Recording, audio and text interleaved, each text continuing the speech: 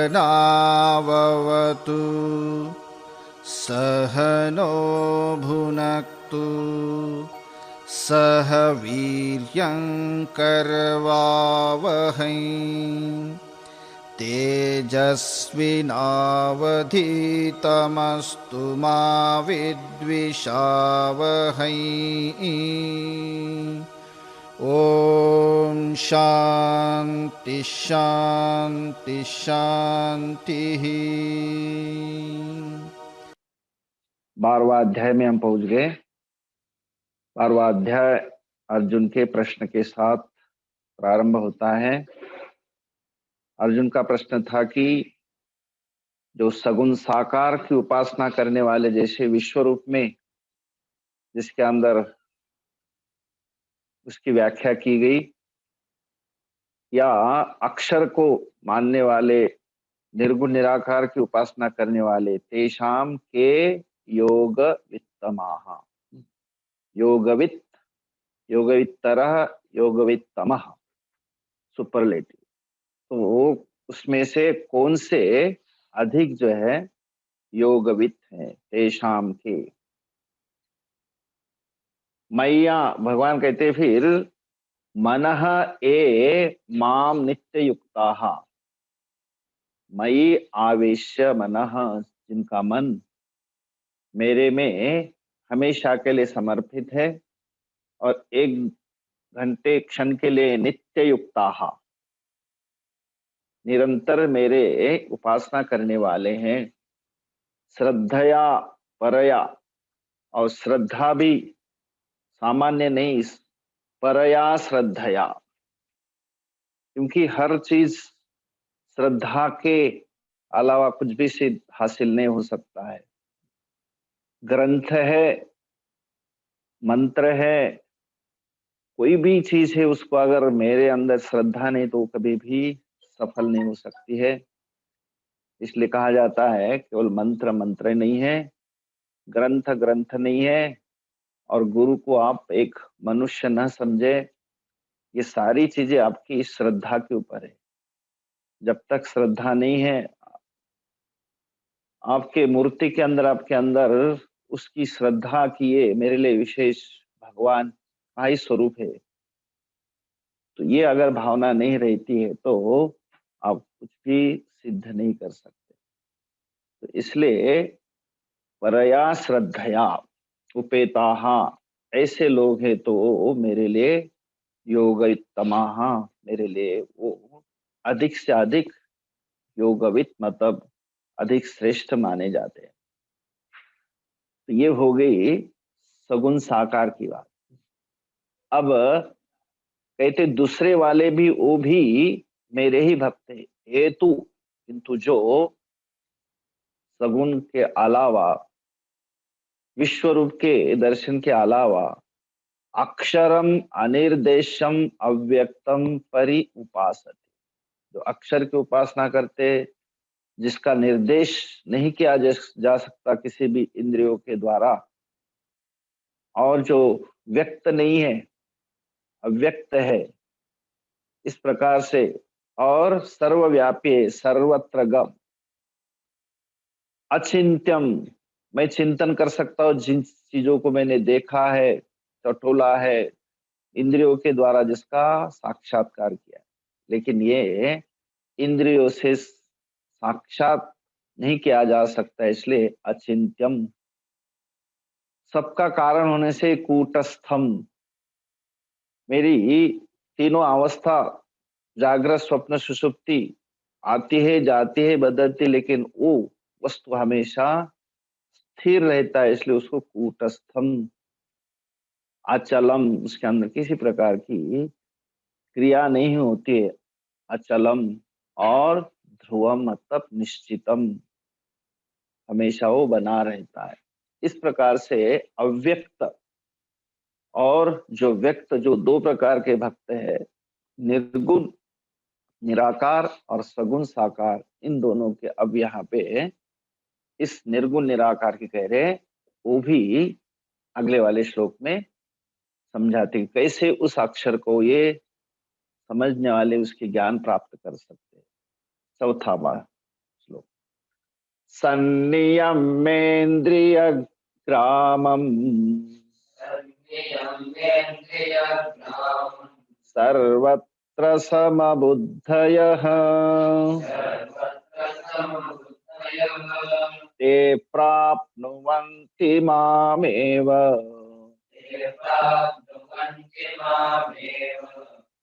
सर्वभूतहिते रताः।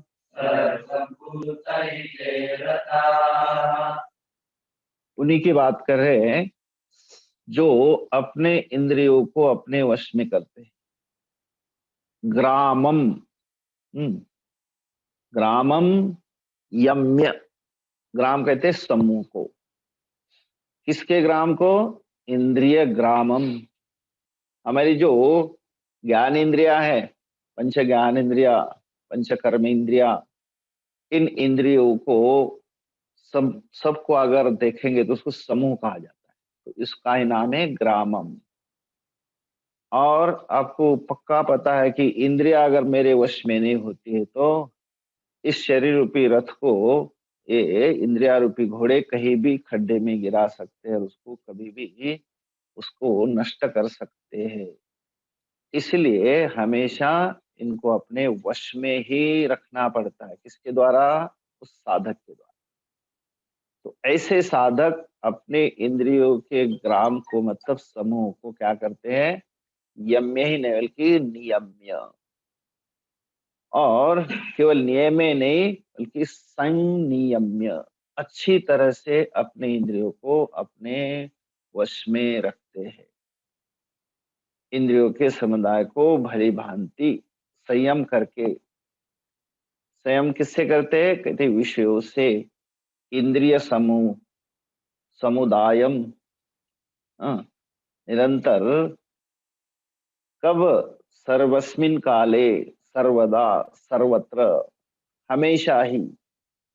एक समय नहीं होता कि इस समय मैं कंट्रोल में रखूंगा और बाद में उस खुले छोड़ दूंगा, नहीं, हमेशा ही अपने वश में रखते हैं। इंद्रिय ग्रामम, विषयों से अपने इंद्रियों को अपने वश में रखते हैं। और जो कर्म करते, कर्म का जो फल मिलता है, मेरे प्रारब्ध में जो जो मुझे प्राप्त होता है उसके बारे में जो भावना है उनकी, वो कहते समबुद्धयः।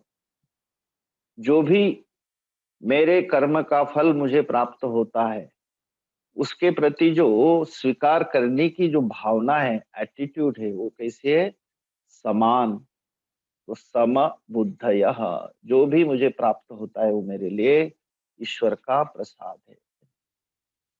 केवल इसलिए दूसरे अध्याय में कहा था कि कर्मणि एव अधिकारः ते, जो जो मेरा कर्म है वो करता रहूं और उसके बदले में जो मुझे फल मिलता है उसके अंदर समान भाव। तो चाहे मीठा हो चाहे खट्टा हो, मीठा सुख के रूप में आता है और खट्टा दुख के रूप में आता है, ये दोनों के अंदर सम बुद्धयः, जिनकी हम अपनी जो भावना है समान रहते सर्वत्र हमेशा। और ऐसे लोग ते प्राप्नुवन्ति माम एव, वे मुझे ही प्राप्त करते। आपनुवन्ति, प्रकर्षेण आपनुवन्ति, वो मुझे प्राप्त करते हैं। कौन है वो? सर्वभूत हिते रताः। कभी भी किसी का अनिष्ट करना तो उनके लिए बहुत दूर की बात है, लेकिन हमेशा जितना भी हो दूसरों के हित के लिए ही वो कर्म करेंगे। सर्वभूत, एक नहीं, मतलब जो भी उनके संपर्क में आता है तो उनको कभी भी किसी प्रकार का अनिष्ट करने का तो कभी सोच ही नहीं सकते। इसलिए उनका हित हिते, हित के लिए सर्वभूत हिते रताहा, निरंतर उसमें ही लगे रहते। तो इस प्रकार से ते माम एव आपनुवन्ति, वो मुझे ही प्राप्त करते। तो इसलिए सगुण साकार भी मेरे लिए वैसे ही जैसे निर्गुण निराकार वाले। इसलिए कहा जाता है कि उदारा सर्व एवैते ज्ञानी तु आत्मा एव मे मतम। सारे भक्त मेरे लिए उदार है, हाँ, लेकिन जो ज्ञानी होते वो तो मेरे लिए मेरी आत्मा ही है। ज्ञानी तु आत्मा एव मे मतम, वो तो मेरी आत्मा ही समझ अर्जुन। इसलिए ते प्राप्नुवन्ति मामेव, जो वो हमेशा परहित के लिए ही कार्य करते हैं। सर्वभूत हिते रताः। इस प्रकार से ये जो अव्यक्त, हाँ, जो निर्गुण निराकार आत्मा के उपासक है, उनके बारे में हमेशा निरंतर संयम, नियम्य इंद्रिय ग्रामम, इंद्रियों को अपने वश में करके हमेशा जो जो कर्म फल मिलता है उसको समान बुद्धि भावना रखते हुए ऐसे हमेशा दूसरों के हित के लिए रत रहने वाले मुझे ही प्राप्त होते हैं। 5वां श्लोक। क्लेशोऽधिकतरस्तेषाम् अव्यक्तासक्तचेतसाम् अव्यक्ता हि गतिर्दुःखम् देहवद्भिरवाप्यते।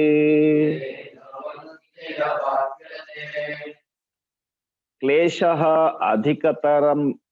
अधिकतरः तेषाम् अव्यक्त असक्त चेतसाम् अव्यक्ता ही गति ही दुखम देहवद्भिः अवाप्यते।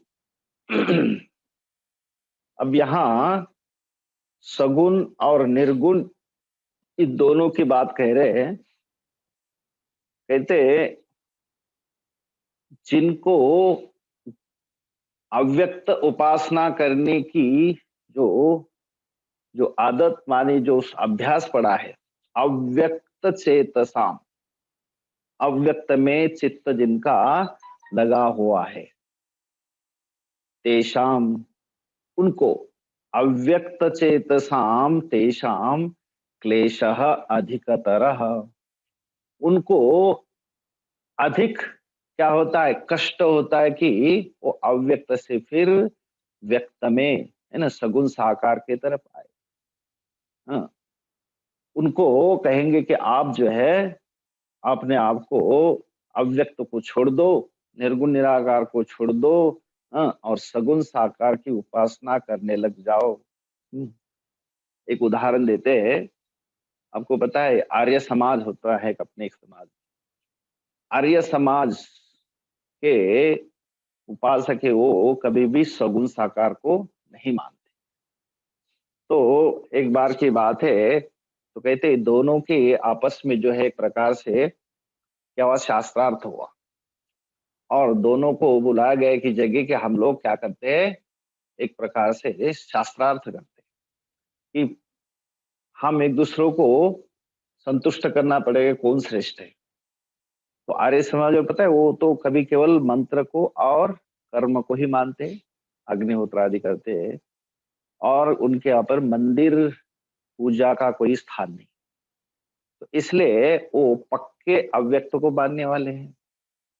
और दूसरे जो वैदिक होते हैं, जो आप देखते हैं कि जिनके अंदर हमेशा कूट कूट करके एक भावना बनी होती है, किसके लिए, सगुण साकार, मतलब मंदिर आदि जो भगवान की मूर्ति है उसके।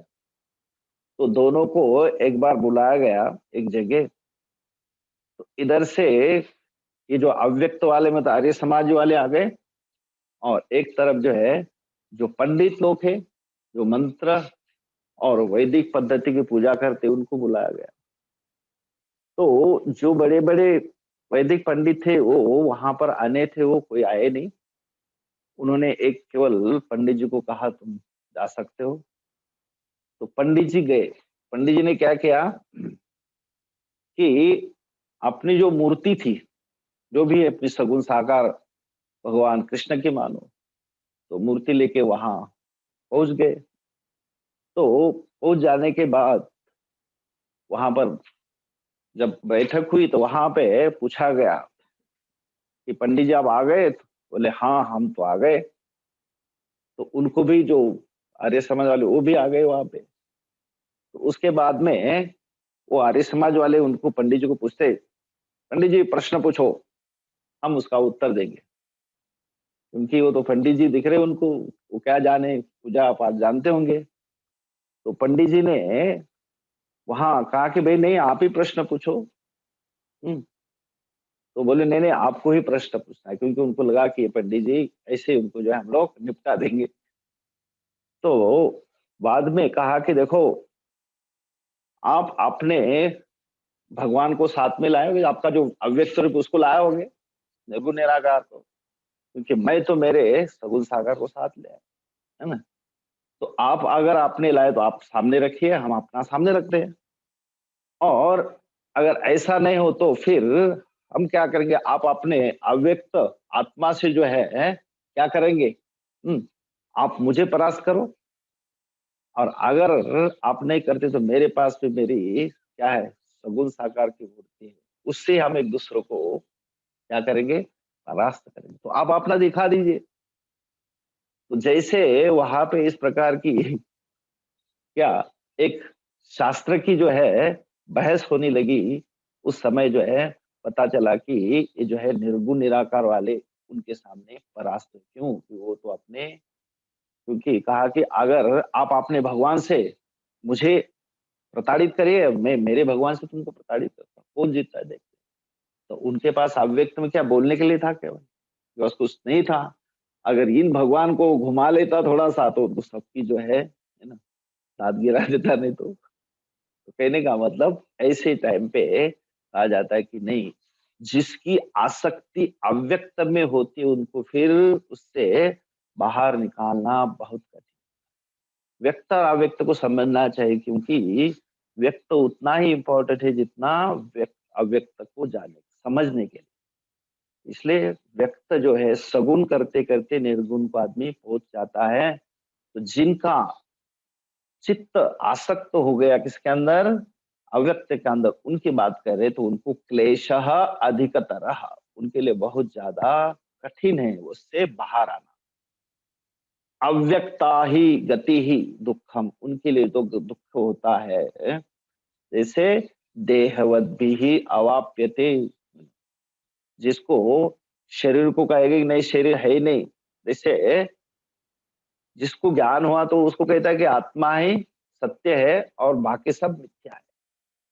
तो शरीर भी मिथ्या है उनको तो समझ में आता है, लेकिन जो अपने आप को शरीर ही आत्मा मानते हैं उनको तो क्या होता है, दुखतरम देहवद्भि ही अवाप्यते, देह वाले को, देह को आत्मा मानने वालों को क्या होता है, वैसे उनको भी क्या होता है, दुख होता है। उसको आत्मा को मतलब शरीर को मिथ्या मानना।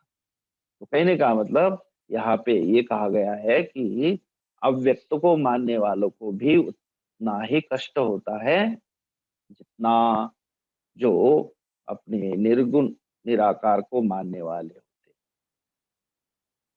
ठीक, तो गति ही दुखम अव्यक्ता, जो अव्यक्त को मानने वाले निर्गुण निराकार को हम ब्रह्मास्मि को मानने वाले को भी वैसे दुख देहवत भी, जैसे देहधारी देह को आत्मा मानने वाले के जैसे।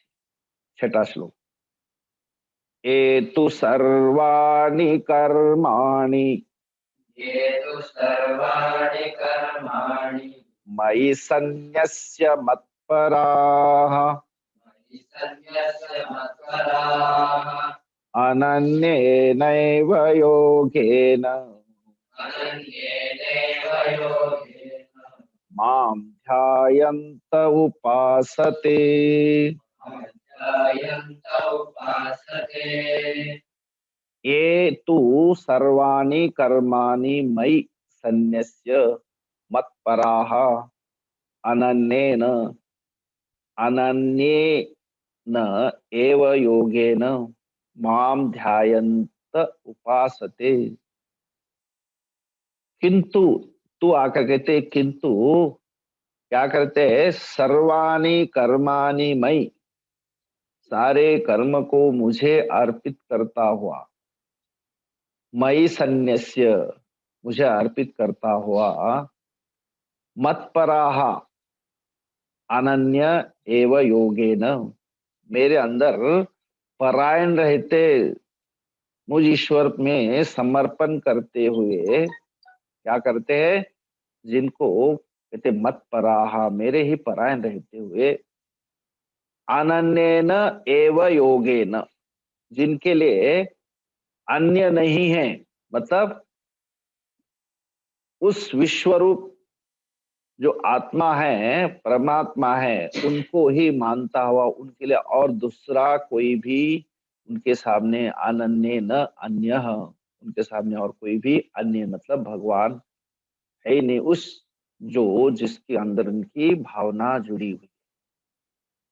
तो एक एकम न अन्य, उसको अनन्य, तेन अनन्य योगेन, उनके पास एकदम कमिटमेंट है, समर्पित भावना है, हमारे जो आराध्य ईश्वर है वही हमारे लिए है, और जो कर्म करते उनके लिए वो अर्पित करते हुए, माम ध्यायंत, मुझे ही, मेरे ही उपासना करते हैं वो लोग, वो जो है मेरे लिए श्रेष्ठ है।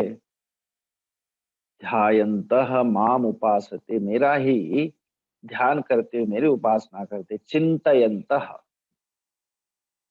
तो अनन्येव अविद्यामानम अन्यत आलम्बनम विश्वरूपम देवम आत्मानम मुक्त्वा यस्य स अनन्यः, तो उनको, जिसके अंदर जिनकी भावना जुड़ी है, जिस ईश्वर को, मतलब यहाँ तो मुझे ही, मई कर्माणि सर्वाणि सन्न्यस्य, सारे कर्म को मुझे अर्पित करते हुए, और केवल अर्पित नहीं करते, मुझे ही क्या मानते, पर मानते हैं, मतलब मुझे ही सर्वस्व मानते हैं, और उनके लिए फिर कोई भी अन्य है ही नहीं, न अनन्य योगे न, उनके साथ और दूसरा कोई भी दूसरा मार्ग नहीं है, अन्य योग नहीं है।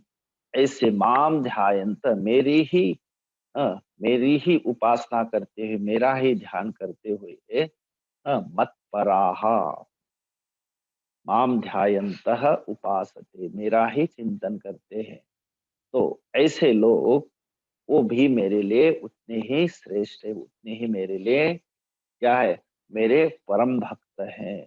मत पराहा, क्या करते हैं, कर्म तो करते हैं, लेकिन मई सन्न्यस्य, मेरे ही अंदर समर्पित करते हैं, क्योंकि उनका केवल एक प्रकार से ईश्वर को समर्पित करते हुए, कोई भी अपने लिए नहीं है, भृत्यवत, जैसे मालिक के लिए कोई सेवक कार्य करता है, इस प्रकार से वो मुझे ही अर्पित करते हैं। तो ऐसा, ऐसे जो भक्त है मेरे लिए वो भी श्रेष्ठ है।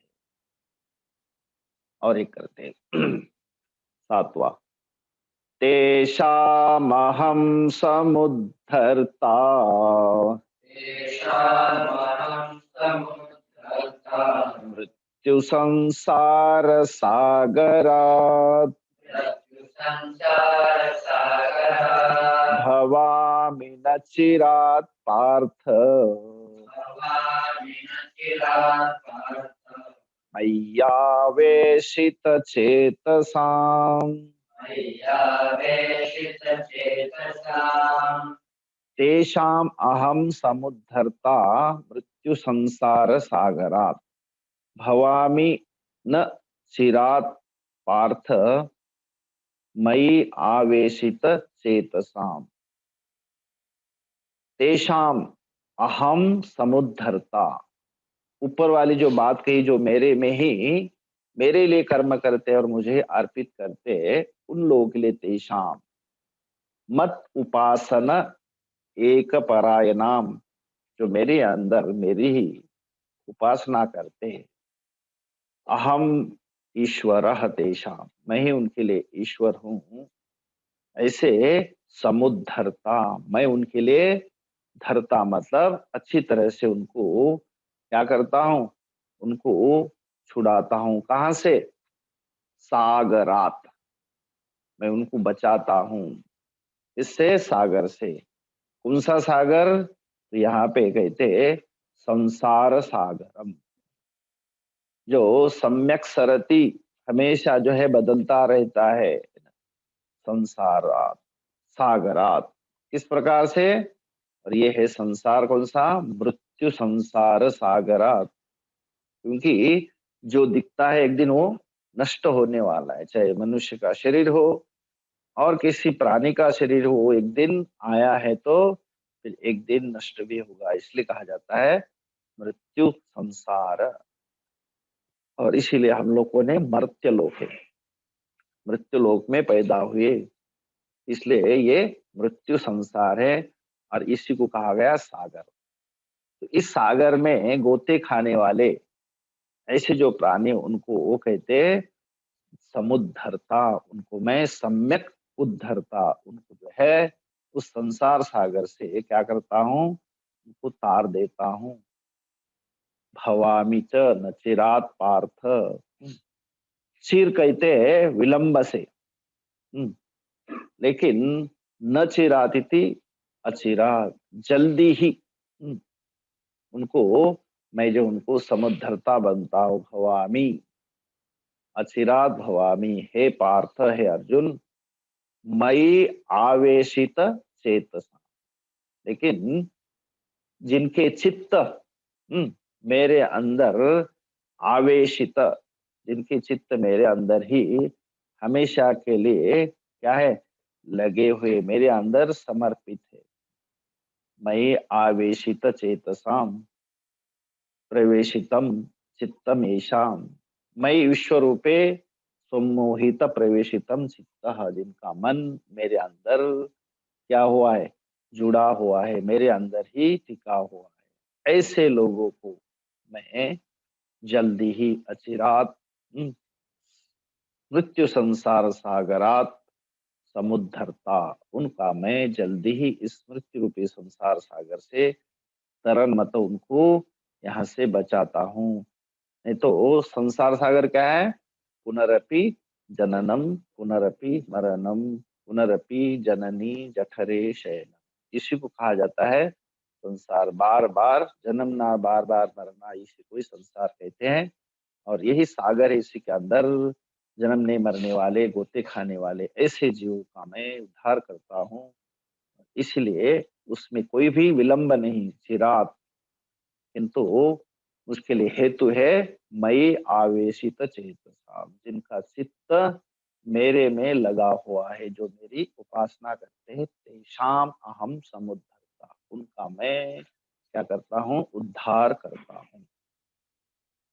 चौथे से सातवें, संनिमेन्द्रिय ग्रामम सर्वत्र समबुद्धयः ये प्राप्नुवन्ति मामेव सर्वभूतहिते रताः। क्लेशोऽधिकतरस्तेषाम् अव्यक्तासक्तचेतसाम् अव्यक्ता हि गतिर्दुःखम् देहवद्भिरवाप्यते ये तु सर्वाणि कर्माणि मयि सन्न्यस्य मत्पराः अनन्येनैव योगेन मां ध्यायन्त उपासते तेषामहं समुद्धर्ता मृत्युसंसारसागरात् भवामि न चिरात् पार्थ मय्यावेशितचेतसाम्। ॐ पूर्णमदः पूर्णमिदं पूर्णस्य पूर्णमादाय पूर्णमेवावशिष्यते। ॐ शान्ति शान्ति शान्तिः। हरिः ॐ श्री गुरुभ्यो नमः। हरिः ॐ।